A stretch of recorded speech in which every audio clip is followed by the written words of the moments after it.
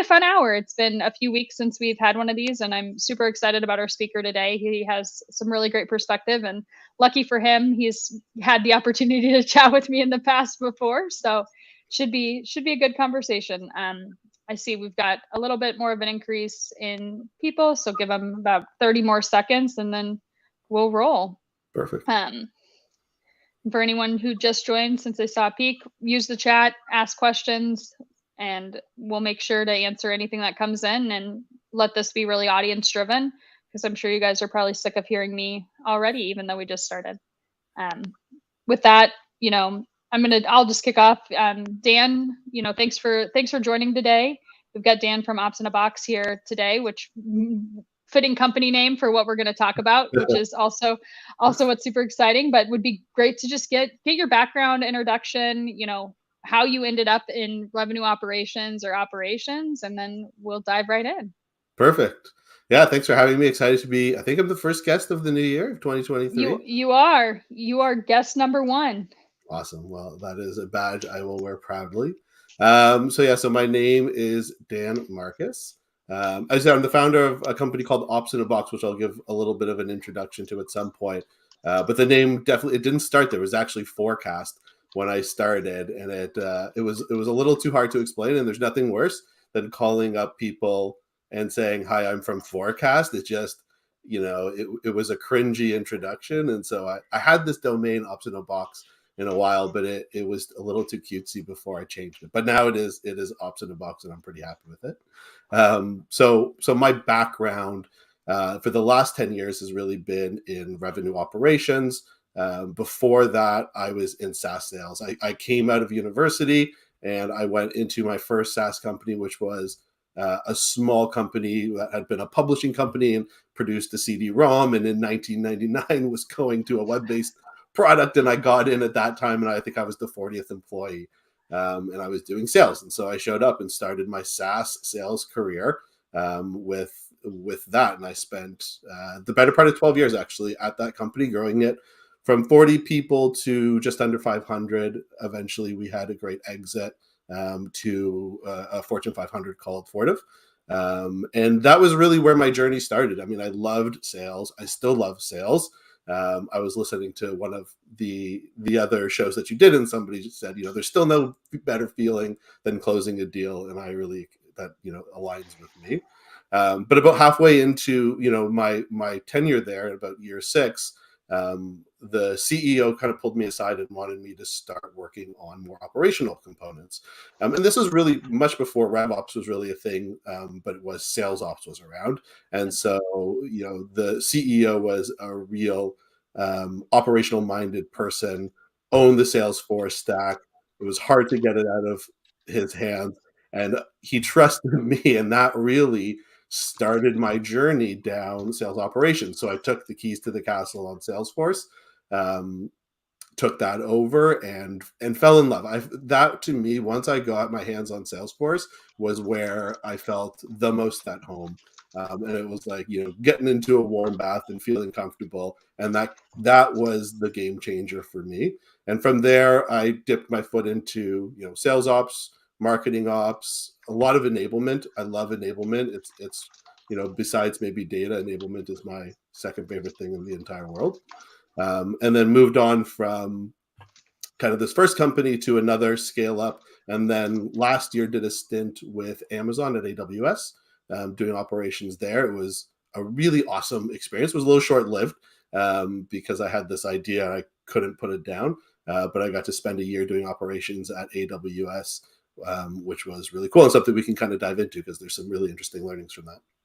No, that's great. I can definitely relate to getting the hands in Salesforce and it like just feeling like home, right? Yeah. And I think as, if we started putting all of, our operations professionals in a line and asking them some of like the key things, I think there'd be such like a common, almost like, personality trends and like motivators that come from that. We had a really good question that came in that I want to make sure we answer, because I think that this is super, super important. And I think it's not always clear, right? What's the difference between sales ops and RevOps? Yeah, for me, when I was doing it, sales ops, was really maniacally focused on anything that touched the sales team. And that was all I thought about. And it was really people driven around the sales individuals, and around the CRM and how it related to the salespeople. And I didn't interact at that point with marketing, and I didn't really interact with CS, with talent, with the finance team. And that was the big differentiator for me, was when I started thinking more up funnel, more post sale, and even more into talent. I worked really closely with the talent team, and I think that's where, a big part of the future of ops, and RevOps is going, is into talent. And so that was the differentiator, is when I stopped thinking only about the salespeople and the salespeople experience, and started thinking more about the customer, more about marketing, more about all the different players, and their people, their process, their technology, and their data. No, I love that. And I think the thing that you said that really resonates with me especially when I try to describe like what revenue operations is like looking at every thing across the customer experience, Yeah. right? And like being very customer centric, because at the end of the day, we can use the term, maybe this is a soapbox for another day and why I hate the term revenue and revenue operations, but we talk about revenue, right? It's the teams that impact revenue, but at the end of the day, if we're building that right customer experience, that should be what drives revenue. So that Yeah. customer centricity and making sure we're aligning our selling activities with our buyers' expectations, and that's Yeah. really where I think about the focus from revenue operations. Yeah. So I want to talk. We've got another good question, so I'm going to ask this one because it's on before I change topic. So between Perfect. sales ops and revenue operations, which has more of a growth opportunity? But definitely revenue operations. I mean, there's no question. RevOps is really new, and it's really changing. And it really takes a unique set of skills and experience, and mentorship more than anything. And I think the more wide you are, and the closer you are, and you said this, to the customer, the more growth there is. And if you think about the hierarchy in a company, from manager to director to VP to the C-suite, if you think about the best C-suite people, I guarantee you they are people who are interfacing with the customer more than most, right? The best C-suite people I ever know knew the customer well, had relationships. And I think if you're in sales ops, there's a ceiling to your access to customers to some degree. Whereas when you're in RevOps, you're talking to the customer, like you said, all along that journey. And so I think the closer you can get yourself to customer facing, and it's kind of a weird journey of, like, when you start, you're customer facing, and then as you get to management and director, you kind of get away, but then you go back up to customer facing as you go. And I think the RevOps, has that next level of being able to be customer strategic, more of a thought leadership position than sales operations, which I think is going to be limited to tools, data, and some of those other things. No, I think that is super great. And, it's exciting kind of where we're seeing this trajectory go, right? I think sales ops is still such a critical piece of the operations and having that focus and having those pieces. But for those that are really looking for growth opportunities and expanding their career, right, getting more diverse Yeah. across different functions is how you build kind of that toolbox for supporting revenue operations. Yeah. And it's super Um, unique, right? Like, not yeah. many people in many other departments get to experience the customer journey in so many different places. So I think it's a great growth. I think it's just a great growth department and place to be, in terms of getting to that next step, and whether you want to go, into being a CRO, a COO, a CSO. Yeah. You've got the unique experience that you're just not going to get anywhere else. Right. And it's, the thing that I've appreciated about, the RevOps teams that I've built or worked for is like you have this combination of specialist and generalist, and like Yeah. you really play this role.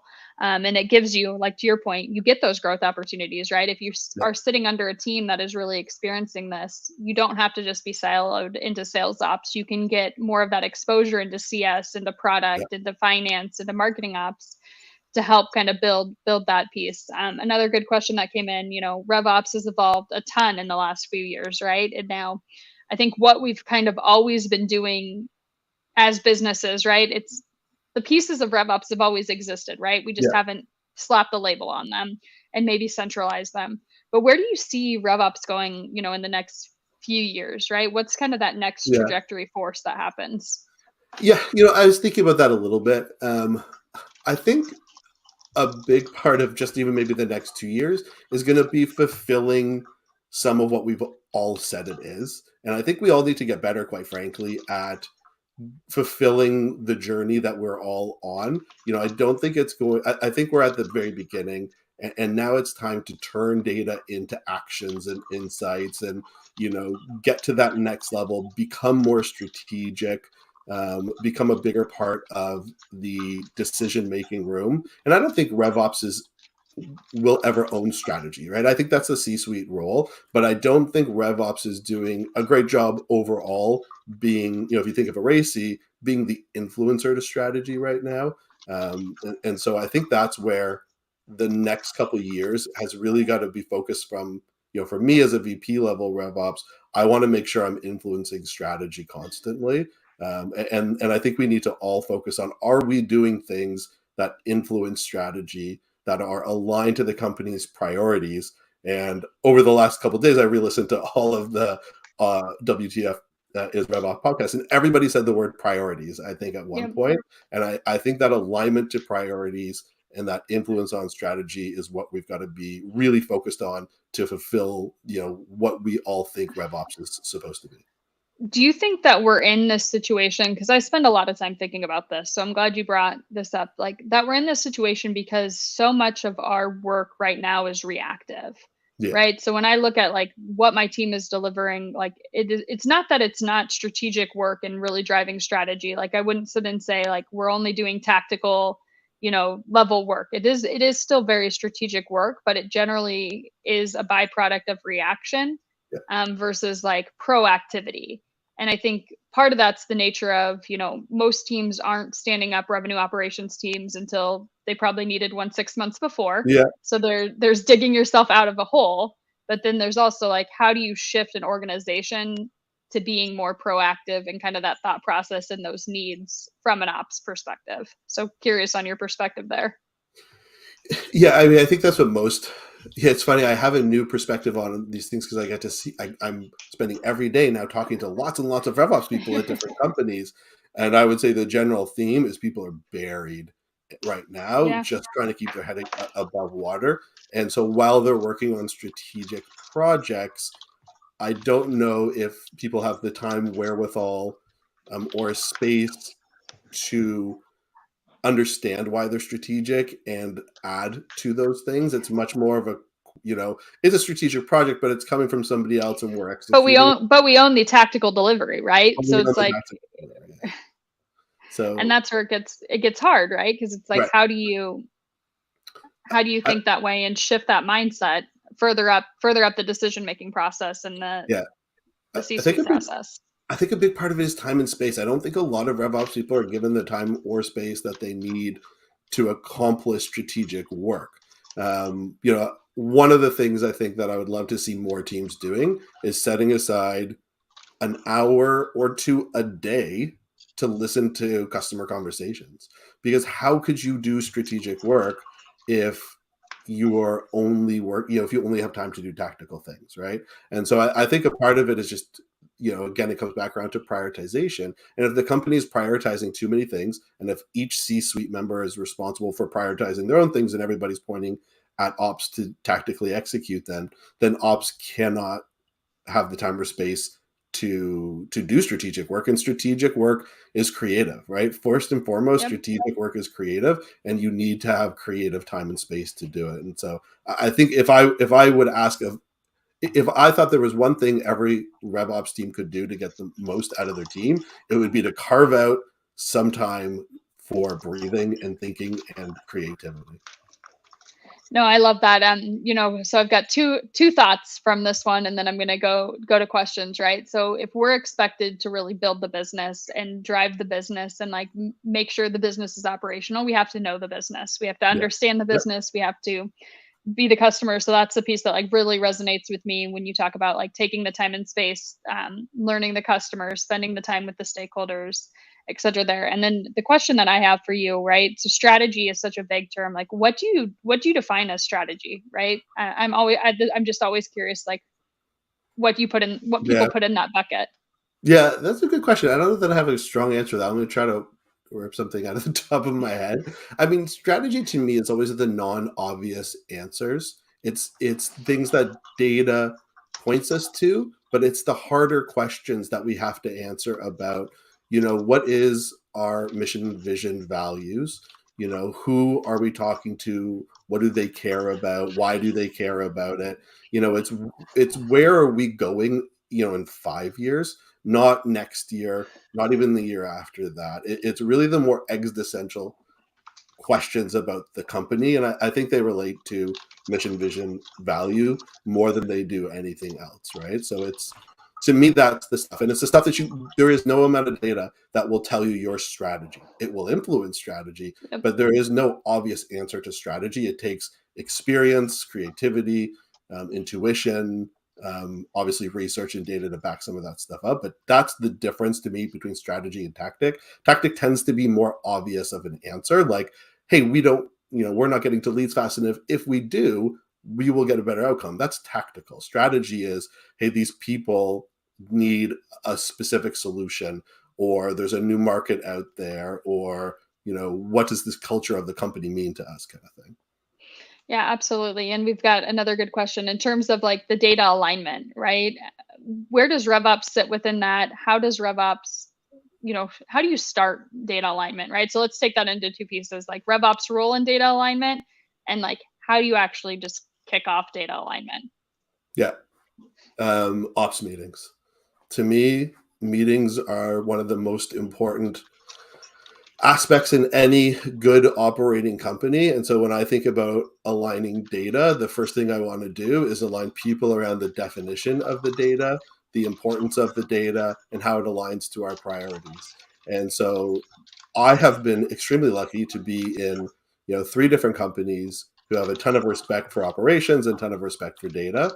And in each of those companies, every single week, the entire C-suite and VP team would get into a room to do an ops review, where my responsibility was to bring the data to the table that we would be discussing. And that is where alignment happened. There is no shortcut, I think, and better way to do things than bringing people together and looking them in the eye and saying, do you all agree to these things? And if you don't, let's hash it out here. Because if you don't do it in a room together, you're going to waste 6 months, doing it behind the scenes.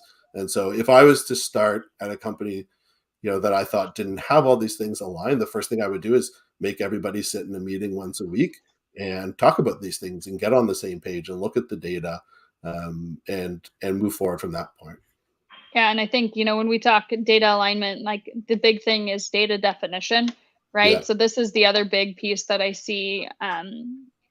It causes friction, right? And that's where it's like a really easy thing to solve when you talk about this. But if you're looking at, a PLG type motion of like monthly active users, if what we're looking at from a product perspective and what actually is going up to like the C-suite versus what we're looking at in like a sales ops perspective are all defined differently. Yeah. We're making decisions off of different definitions and different data points.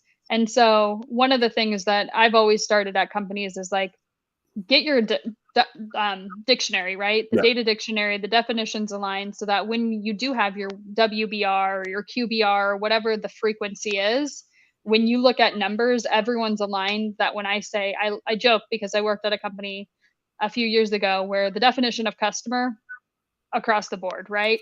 But you need to make sure if we're looking at here's our total customer count, everyone knows what quantifies a customer, right? What is a customer? And like just that simple level of alignment is so important when you're having these types of conversations. Yeah, and they're not obvious until you write them down. And also the same way there's no better thing than a meeting. There's no better way to do that than to write it down.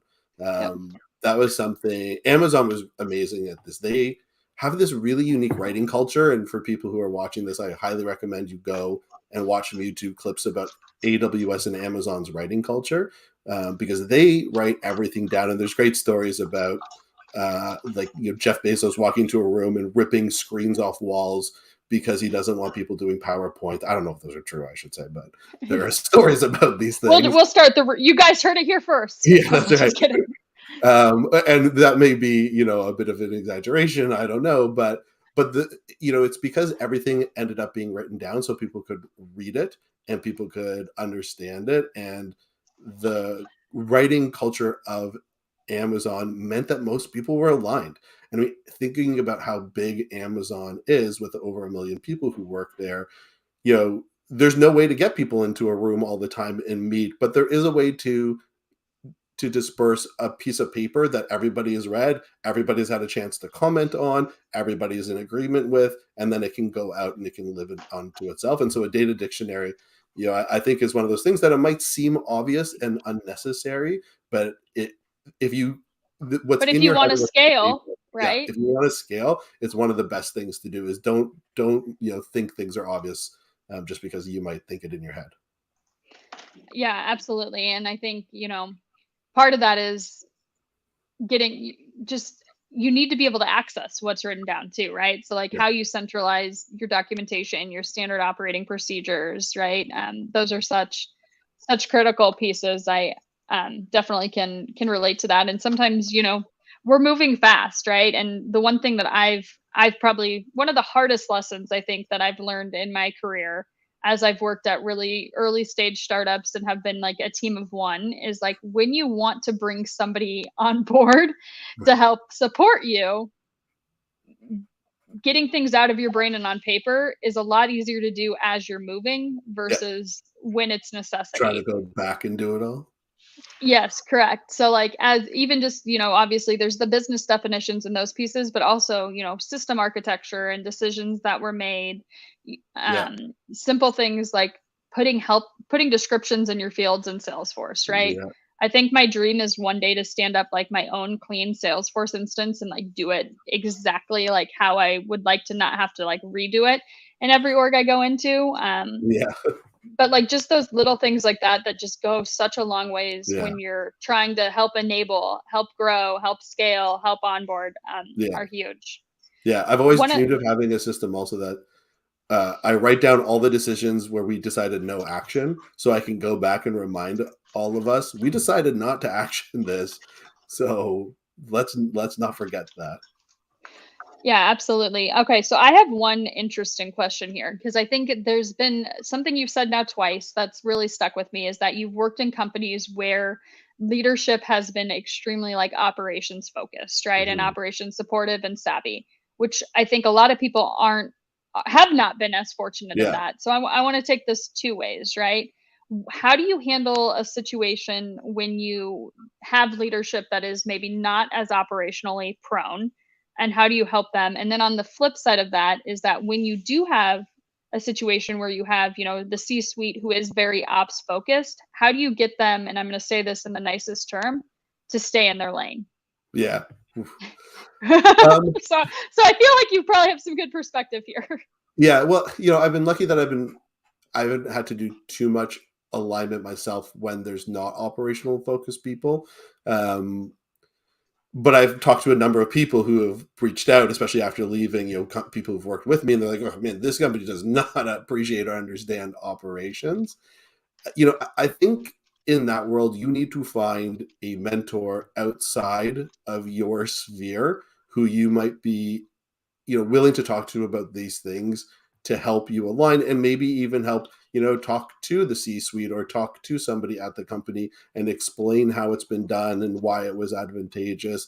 I think it's really hard when you're in that situation to try to fight that battle alone. And so I would highly recommend to people who are in that situation to find mentorship. And people growing up in RevOps today are incredibly lucky that they've got Rev Genius and some of the other communities that are out there and LinkedIn to go and find some of these relationships. And one of the things I've been amazed about over the last year as I've, built my profile because I was doing this founder stuff and needed to work on it was how many people were willing to talk to me and chat and be super amazing and nice. And so I would just highly recommend to people to find somebody outside of your sphere to help you fight that battle because every battle is going to be unique, right? And every company is going to be unique and every situation is. And so there's not one answer. But the one consistent thing is in that situation, you can't fight it alone.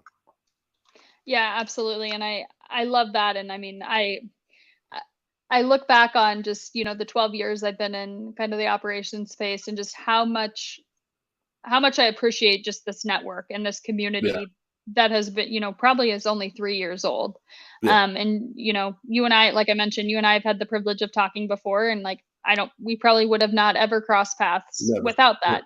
And there's so much just learning, especially as we're in these RevOps roles or in these ops roles, and like they're not, deal obviously where I'm at today. We have a very large revenue operations team, but in prior companies, I've been a team of one, I've been a team of five, a team of six. You're not always in that situation where you have this huge team around you.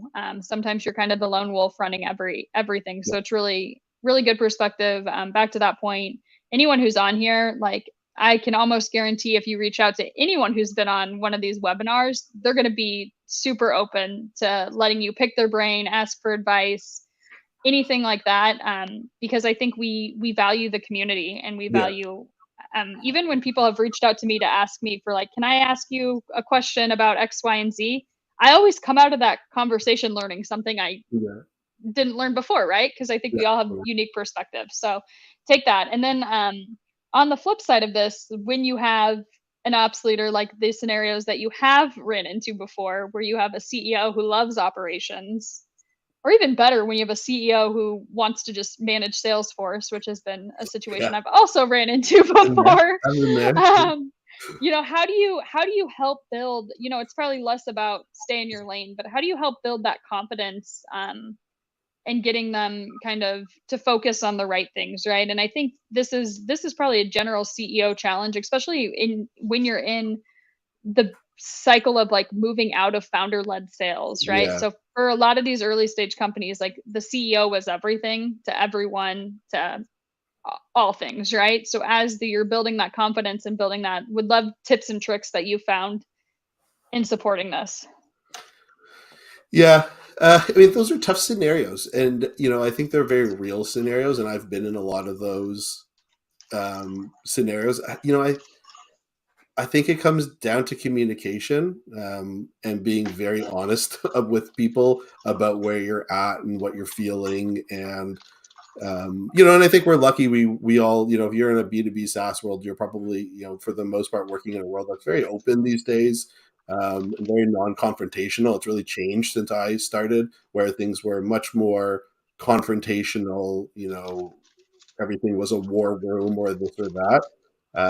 But what I see when conflict arises is it's very typical that most situations it's two people who have different expectations and they're not talking about it. And when they're not talking about it, the resentment builds. And when that resentment builds, it boils over. And so if you're in that situation, I think it's critical that you talk about your expectation for what the job is and isn't and what you're feeling, even though it's uncomfortable. Because if you don't, those missed expectations just boil over constantly, right? Like you're just behind the scenes fuming all the Yeah. time. The thing that I think about when you say that, and I literally have it on a piece of white paper behind my monitor, is clear is kind, unclear is Yeah. unkind, Yeah. right? And there's ways to have these types of, anyone who hasn't read Crucial Conversations, read it. I think Yeah. it will just completely change how you handle these types of situations. But there's ways to do this in a sense that like build and facilitate great relationships, because you're having these situations. And if anyone's like me, I at least have enough EQ to know that if I am harboring resentment, I get super passive aggressive. Yeah. So I've learned, like most normal people do. Sure. And that's not healthy, right? So it's like, how do you make sure you're clear as kind? Yeah. And you're doing it in that way. And more often than not, if I was sitting in a CEO position, I'd be like, oh yeah, thanks, good, you've got it. Sorry, I'm just not Yeah. used to it, right? I'm not all right. I'm not used to it. I'm moving super fast. I've got a I'm not million used to things on having my this help. plate. Yeah, exactly. Like they don't often know, especially a founder-led company is somebody who's like they're moving a million miles an hour. They've got everything on the go, and sometimes they need a little bit of tough love, and they'll respect you for it. And also jerks are jerks, and sometimes if they're not going to be, then they're not going to be. But you might as well, push on that now instead of just sit in the background. Yeah, and the best conversation is like, you think about I've got three little kids, but like, what are the consequences of your actions, right? And generally, I think people have the best of intentions, but hey CEO, like I see that you added this new field in Salesforce. That's great. I'm super grateful that you have the capability and the competency to do Yeah, that, and you're willing to roll up your sleeve and do that. But by doing this, like these are the things that didn't get yeah, established in this, enablement, data validation, like X, Y, and Z here, and like helping them kind of realize like yeah. where that alignment comes in. Yeah. And I think that's the same also for your intake process with anybody, right? Like Yep. people don't have an understanding of what they're asking for. I always have the situation where somebody will say, "Hey, can you just throw this field in Salesforce?" And they think It's it's a just a 2 minute field in job, Salesforce. It takes 5 minutes. right? Meanwhile, we know it could be 2 days of work, and I think the worst case scenario there is when I know it's going to take 2 days, and I know, but I don't understand that that person doesn't know that, and so now there's that conflict that we're just not talking about. So it's the same idea. Take that person aside and say, listen, Yeah. I get that you might think this is going to take this time. This is why it won't, and let me just talk this through with you, and it just helps, right? Like it's just that clear as kind of thing. Yeah. And physically, it might take 2 minutes, right? Like Yeah. realistically, it takes 2 minutes, but I want to make sure that I can do the right validations and the right, architecture and decision making and alignment to be able to support this. And I Yeah. think that's where, like, again, our clear is kind. All right, I'm gonna pivot topics on here because I have a Molly burning question here. So your company is called Ops in a Box, Yes. and I love the name. Way better than forecast. So Yeah. totally aligned with your decision process here. So one of the things that I think, and this is, sorry, I'm going to totally catch you off guard here. So I'm trying to That's good. I'm prepare so myself excited. mentally for what I'm going to do to you next. So one of the things that consistently comes up when we talk about revenue operations, and like the first thing when somebody asks a question is always like, it depends. Yeah. Right. So like when you talk about team structure, when you talk about like roles and responsibilities, it's always like, it depends on, company size, company purpose, like how you're structured, blah, blah, blah. So when I hear the name Ops in a Box, right, I'm Yeah. thinking something is almost productized here. But I'd love to one learn more about kind of just how operations fits in the box and like what you're doing company wise, and then how you overcome like the it depends. So Yeah. sorry if I totally just curveballed on Yeah. you Yeah. here. Absolutely. No, I think it's a great question. And yeah, I use it depends a lot. So opposite of box, I mean, what it is it's a BI tool for Salesforce, right? And so, I mean, I'll give you just a little bit of the background just because I think it's a story most people will resonate with. When I started in operations, one of the things I got constantly was the best questions from the CRO, the board, the CFO were questions I could not answer because I didn't have a time machine for Salesforce. I couldn't go back and look at, well, how many stage 3 deals did we have on the 29th day of the last 3 quarters and how much of that converted? And who did push out the most deals consistently from my last 3 days of every month? And so I needed this time machine, and it took, I started like everybody, and everybody on the journey seemed to do the same thing. It's okay, well, now I know I need to go into Excel every week and push out data from Salesforce to Excel or take snapshots in Salesforce. And then, okay, it's really complex to report on, so I need to take it out of Salesforce and put it into, Excel or Power BI or Tableau. And, I'm just you gonna know, laugh this entire time because yeah, like, because it's right, it's literally everybody I it's, talk to. yeah, and it's like, oh, Salesforce only keeps history for 18 months, so Right. like blah Or blah 4 blah. months in the forecast module or like Yeah. ridiculous things that we all kind of hit. And so I was doing this and it just kind of naturally happened. So then eventually I was like, oh, okay, I found a way to, export the data from Salesforce automatically to a SQL database. And then I bolted on Power BI onto that. And then people wanted access. So it got into the cloud. And then the board who I was working with wanted it for all of their companies. So I started showing everybody how to do it, and it became a fundamental piece of everybody's architecture that I was working with, was having this thing, and it was out of the box in the sense that everybody needed the same thing. Everybody needed Yeah. a snapshot database on We all have the opportunity, same limitations, the same right? So limitations, exactly. And so eventually, actually, when I really was confident that I had a company was when I figured out a way to retroactively build snapshots. So when you install ops in the box, it actually goes backwards and builds a snapshot for every opportunity every day, going back to the first day you installed Salesforce. And that was when I was like, oh, okay, now I'm on I to don't have I'm to on to wait. something here. Yeah, I know I don't have to wait 9 months to say, like, I'll come back when you have data and we'll look at it together. And so the out of the box element of this for me was that snapshot reporting that everybody needs. That doesn't need that much data to run. You need your close date, your amount, your forecast category, stage, owner field, and 80% of the reports that I could never get out of Salesforce, I could get with just that snapshot database. And it was so that was kind of that was where the name came from, was it was just this out of the box thing that all of us are doing. And it takes us a year to figure out, a year to implement, a year to build. We're all not doing it, but we're trying to do it. But Is we all get essentially to the probably point where, what comes down to is we're yeah. all getting asked to do it. We're trying to do it. It's a pain in the butt, and we're generally probably hate our lives. Yes. So that's where the out of the box, and there is a lot of it depends in the system on how you filter and search and find, and you can customize. But for the most part, I target mostly SMB mid-market companies, and for the most part, the use case is the same. I want to see what my forecast is based on historicals. I want to see conversion rate, velocity. Like, these are things, there is a out of the box, everybody needs to do it. 80% that works. And then there's 20% that people need to customize and do that's unique to them.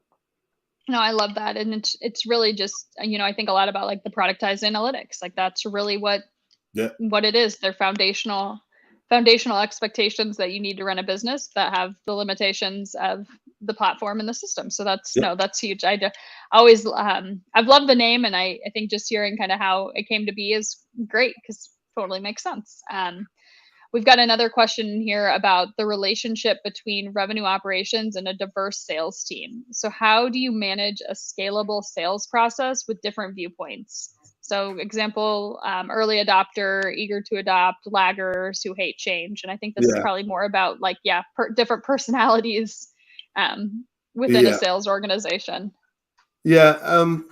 One part of this to me is that I do think sales process should be lean. I don't think your sales stages should be 20 deep. Um, I think people have really overthought of sales process to the point where it's steps, and steps are not stages. Stages are parts of the journey, and they should align. And I know you and I share a brain on this. It should align to what the customer is Yep. experiencing, not necessarily what the seller is doing. And inside of our stages, we can have buttons to click and things that are required. Yeah. I think in having a diverse team, you need to have something a little simpler that I've seen in a lot of organizations. So I think that's one element of it. I just think people overthink sales stages. Um, the Yeah, other, and yeah, go ahead. I laugh because it's back to your point that what you said, and I want to reiterate is like it's the steps are not stages, right? So the seller actions do not need to be stages of the process, right? Obviously, there are expectations you will have for a seller in those stages, but Yeah, you don't need a stage for every single step that the seller's right. taking. And if you're at Salesforce, like, fine, Salesforce, you can do step one, step two, step three, step four, step five, because Salesforce is the biggest company and has a selling process like that can work that way. If you're in an SMB or mid market, your sales process is not going to be so cut and dry. And the things you need to do to gain customer trust may be all over the map. And I've experienced that. And I need some space for that where and when it makes sense. And there is it depends obviously with this one. But if I'm in a smaller company and pricing builds trust, but it's part of step 4 or 5, Um, I don't want to hold that back because we're early in the buyer journey. If that's what builds confidence in my buyer, then I want to be able to have an estimating tool or something. And so you do need a little bit, I think, more leniency in different companies. It depends obviously on everything, but I do think you need that. And then I think another really important part of managing is having really strong enablement, because at the end of the day, enablement manages change. Change management is a core component of revenue operations, and understanding how people work and think and react, I think is a really core skill of a good enabler. And I think you need to have somebody there who understands that and can help vary people through change. and work with them on change on their level, not on yours, not on one-way paths, but on the way that they change. Yeah, absolutely. How do you, so when I think about, the change management piece, because I think this is just such a critical piece. And I mean, I will be the first person to say that like one of my biggest weaknesses is enablement, because I'm such a like builder that I always don't always think of like, let me stop and make sure like people are actually using what Yeah. I built the right way and know how to do it. And I tend to make a lot of assumptions. So professionally, that's something I work really closely on. But how do you do like really strong enablement just at scale, right? And like what have you found just success with? Yeah. Especially when you have kind of different personalities and people who are at different levels. Like how do you really, we obviously can't sit and handhold every single AE in a 500 person sales organization to make sure they know how to click boxes and Right. do what their jobs. So how do you think through that at scale? I think having a change management process is really critical. An enablement person typically will own that for me. And a change management process means thinking through change, understanding um, risk points, understanding people, and having the time and space required for change. And when I see people roll out things like new sales processes, I cringe if somebody rolls out a new sales process, sends out an email, holds a meeting, and then that's it. That's not change management. Change management, for something as big as that requires a big moment. There's a declarative moment where something is changing, where yes, you need written, yes, you need verbal, but you need follow up, right? You need change agents. So one thing I would recommend for everybody is to build a sales council of people who are trusted people, who you run change by, who become change agents on the floor, who are your eyes and ears for, hey, the change is not being adopted, or it is, or they're helping people. And then having open office hours, bringing the C-suite involved. Like, change is a massive, massive, massive endeavor, and I think that is something I certainly had to learn the hard way. Growing in kind of sales and RevOps was, the change doesn't end when I click the button to go live in Salesforce or I send the email. The change ends when it's adopted properly and it achieves the results. And so it might be a 3-month journey after rollout, but it has to be owned by somebody. And I love enablement to own that. If you have a strong enablement person, they will be good change A- enablers. and they'll be your best friends, generally, because they'll help get across the line for you in ways Yeah. that you probably don't particularly enjoy. So, Yeah. uh, which is great. We've got another good question on just, what tools, courses, as somebody who's looking to start their career in RevOps, like at the beginning level, like where should they invest their time? Yeah. That's an interesting one. I mean, I don't know if this won't be controversial, but I don't know that I've heard a lot of people say this. But I would learn SQL.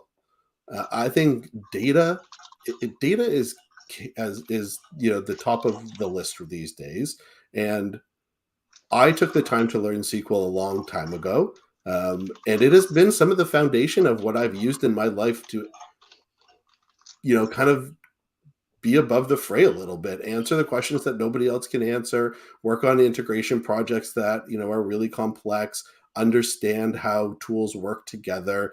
SQL was a really, really foundational piece of my journey that helped me understand the world that I live in. And so I would recommend that to people, is to learn SQL. Yeah, W3 schools, like W like Yeah, the letter and 3 totally. like the number, that is how I learned Yeah, me SQL too. and JavaScript and HTML and CSS and everything. Has really great just self-directed courses, and back to your point, like it armed me with enough to be able to like answer the questions I needed to answer, right? And Yeah, like be able to move myself further. Because as I was looking to identify, processes that needed changed or things, you have to use data to make those decisions, yeah, right? And if you can't actually access and pull and manage your data, you're at the mercy of probably another slammed data analytics person. yeah. Um, and I can't tell you how much they appreciated that. No one told me no to being able to actually query something that I needed to query, Right. because I think they generally just appreciated the self service and keeping one thing off their plate. So yeah, W3 Schools is great. There's tons of other free online courses out there for SQL and YouTube and that. One of the things, if you're even just is RevOps for me, or do I understand enough about kind of what RevOps looks like? HubSpot has the RevOps certification course out there too. That's just a good free course of like, what is RevOps out there too. So that is always another good thing, just if you're looking at more foundational pieces too. Yeah, that's perfect. Yeah, I love that. I missed all those years of when these things did not exist. When I started in it. I remember, 4 years ago, starting on a RevOps team. That was the first official RevOps team or department that I was leading, and I had to put a roadmap in place. And like part of the roadmap was like, what is RevOps? And it's like I couldn't go out and like when I was in marketing ops, like it was defined, right? Like we knew what marketing ops was, we know what sales ops is. It's like, what is actually RevOps? There was nothing that like actually explained what revenue operations was. So I know I've like linked this on my profile. Like I literally shared a template of like, this is my roadmap template that I use of how I describe RevOps to a business. Yeah. And I've honestly used the same deck at the last 4 companies for the foundational, obviously changing based on the business, but it's like, it's still conceptually like, these are the roles of responsibilities of what a revenue operations department looks like. But there's just, even still today, there's still not that great of like, again, back to writing written resources around what revenue operations is, that are, and this has always been the thing that I've struggled with, that are actionable, right? We talk so much theory and not enough like practicality.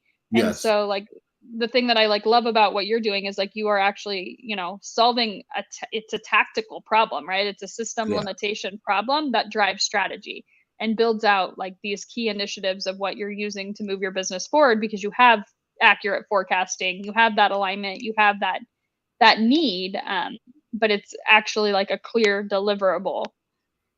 Yeah, my hope with Ops in a Box is always that it saves enough time in the revenue operations team's world that they can be strategic. And I want to just, because that's why I built it for myself. Like I was just like, I'm never going to be at the next level of my job if I'm spending 50 hours a month or more in Excel moving data around. That's just not who I want to be. And so I had to solve my way out of that problem. Oh, I love that, like hits home, right? I just think about even just where I've spent, time today leading a large revenue operations team. I still have done more Google Sheet work than I care to admit. And that's, how do we think about like where we invest for scale, for automation, for growth, right? Yeah. And then, as putting like my manager perspective on my people perspective is like, I don't want to hire somebody and be like, your job is to pull Google Sheets and tie them together and like make this pretty, right? I want to hire people who take what that says and say, here's where you should put your investment. Here's where your top performers are, and those are the things your top performers are doing. How do we apply this to like your mid to low performers? Yeah. Here are 5 ideas that I'm bringing based on what we've seen that I think could have a 2, 3, 4x impact on this part of the business. Yep. And back to, probably my favorite thing that you said today, which is like having the time to like time and space to sit and think. Yeah. Like, how do we get people back out of that day-to-day mindset and like the polling and like the fire drill, so that they can focus on the time and space. Yeah. And you won't unless you mandate it, right? Especially with ops people. Ops people are the worst at, there's a fire to fix. There's a squirrel. That's right. There's a problem that I can solve. My instinct is to go and attack that. It's not to, go sit in a park with a notebook and think about something for an hour. Like that sounds awful to me, but also it's the only way to do it sometimes. Yeah. I feel a little personally victimized based on your last statement there, but I'll go with it because I'm saying that's what I want to do. I would like, it only sounds awful. I laugh because it's like, problem. Yes. Let me insert myself in fixing this immediately, because I'm so attracted to something that needs help. Right. Yeah. Yes. Which again is like probably why we're so good at our jobs, but like taking that recognition and being able to level it up is like what's going to help organizations grow and us grow professionally. I know we've got about 10 minutes left today. What is I'm going to ask one more question, and then anyone chime in with Q&A, and then I want to make sure, Dan, if there's other things you want to talk about, we can do that. But what do you think is like one of the most common misconceptions about RevOps, right? So like if you could sit here and say, I'm going to clear the air on RevOps, like this is not RevOps, or this should not be RevOps, like what is that from your perspective? Yeah. I mean, I think the thing I don't like to see most is when people think RevOps inside it, like especially when the C-suite, I'll call them out. When the C-suite thinks the RevOps team is there to tell the story they want to tell, that to me is a deal breaker. Like it's like a relationship deal breaker. I think we are not, and a company should not be in a position where we are telling a narrative, a story that isn't true or is biased in any way. And so, I think a lot of senior leaders think, oh, okay, ops, forget rev, sales, whatever. Ops, this person is my person who's going to get me the data to tell the story the way I want to tell it. And I think that's the biggest kind of, I don't necessarily maybe misconception, but it's definitely the biggest pet peeve of mine when I see that, because it takes the heart and soul of what RevOps is supposed to be, kind of out of it. Yeah, and I've always like thought of RevOps like we kind of, so very much today support function need to be more proactive strategic function, but I've always kind of thought through like we operate almost as like an internal agency to the business, right? So there's levels of advisement, level of that, but like really should be as agnostic as possible in terms of like getting too deep into, I don't want to say loyalties, right? But like favoritism and like where we spend our focus, because it's so easy to get pulled into like the sales problems, right? And like fully on sales or where that is, but like if we're not focused on marketing or partnership or finance operations, right? Like we've got to still stay agnostic on top of that and in terms of that. So I really like the fact of kind of taking that step out and not not telling people what they want to hear, or like the narrative that they want to follow, or the problem that we're trying to solve for them, and giving them the answer they want, but really being agnostic in our narrative, and and in what we work on, right? Like you should, as a RevOps person, like you should drive the roadmap, right? And take and spend the time with your stakeholders to understand what their priorities are and build that alignment. But you shouldn't take a top-down roadmap. No, and I think you're right. Like people will sometimes ask me like, well, what's the role of a VP of RevOps?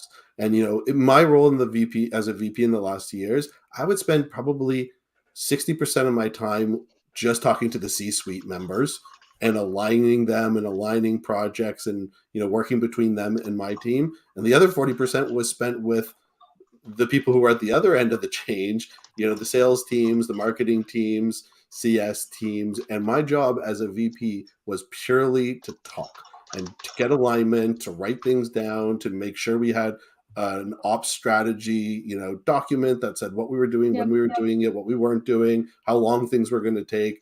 And so, that was the job. And I think as you get into bigger companies, and once you're in that kind of 200, 300, 400 person company and you become a VP of RevOps, that is the job. The job is not to do anything but be there for alignment across all of those teams. And if you're not spending 60-70% of your time with the C-suite at that point, you're probably prone to being pushed around and doing different things and being pulled and not being a true VP. Yeah, absolutely. What other things do you want to talk about, right? So what's top of mind in the last kind of 7 minutes that either you want to soapbox or we can riff on? I've got other questions too, but I want to make sure you get your opportunity to shine. My opportunity to shine. Well, I think one of the things that I was anticipating, we never actually talked because we got right into it, was what the F is RevOps. And so I'd like to go back to that a little bit, because I gave that some thought prior to this session, and I'll get a little bit meta. on the answer to this, because I think everybody thinks of it as, process, tools, and data, right? And those are the things, that's the what and the how, but I don't really think it's the why RevOps exists. And so I wanted to put out a little bit of my perspective on kind of why I think RevOps exists and how it's uniquely different from every other department in a company. Perfect. So my soapbox on this is that, and everybody can disagree with me totally, but I feel like I've done my job as a RevOps professional when I'm working inside of change. And I think RevOps is the change management organization of a company. And if you're not managing, implementing, ensuring change is happening consistently, finding change, then I don't think you're living up to the expectation of what RevOps should be, right? Because yes, there is things we have to do. We have to keep the lights on. We have to run the data. We have to do all these things. But similar to like a sales role, like they have to make the phone calls. They have to enter data into the CRM. But that's not what they do. What they do is sell and close deals. And for me, what RevOps does, why we exist, is to change the business to support future growth every day, right? And that might be changing from identifying changes, it might be justifying changes, it might be implementing strategies or tactics to align to change.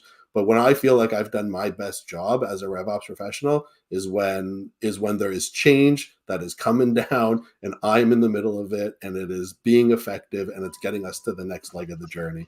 So for me, that is unique to, there is no other department, I think, that is so fundamentally responsible for changing how a company works.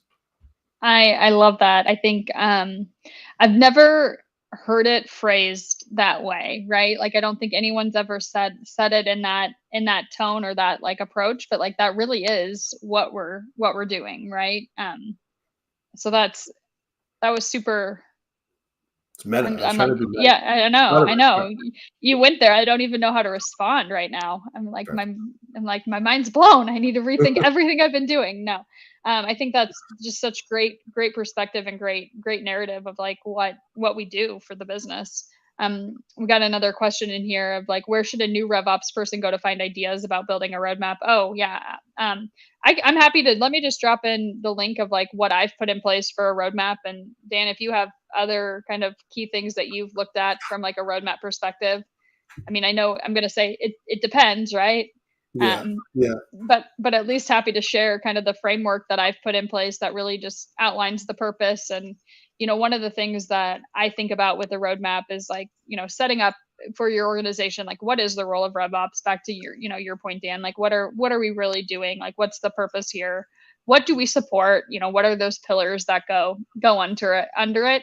But then really being purposeful of like what are the functional responsibilities in RevOps? Because I think we miss this a lot in terms of like, especially if you have more of like a specialist organization where you've got marketing ops, sales ops, Yeah. customer success, partners, cross-functional, like what are the business as usual tasks that RevOps manages?